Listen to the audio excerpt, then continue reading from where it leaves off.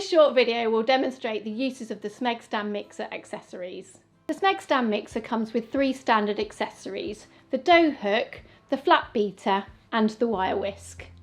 The dough hook is ideal for slowly combining, kneading and mixing different dough types, including bread, pizza and pasta.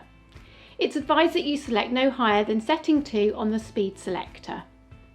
The flat edge beater is excellent for mixing thicker batters and cake mixes, preparing buttercreams for icing cakes, but also rubbing butter into flour for pastry, shortbread and scone mixes. The process is quick and will not overwork the pastry dough. The wire whisk can be used for beating butters and sauces, mixing batter and custards, but also whipping egg whites and cream.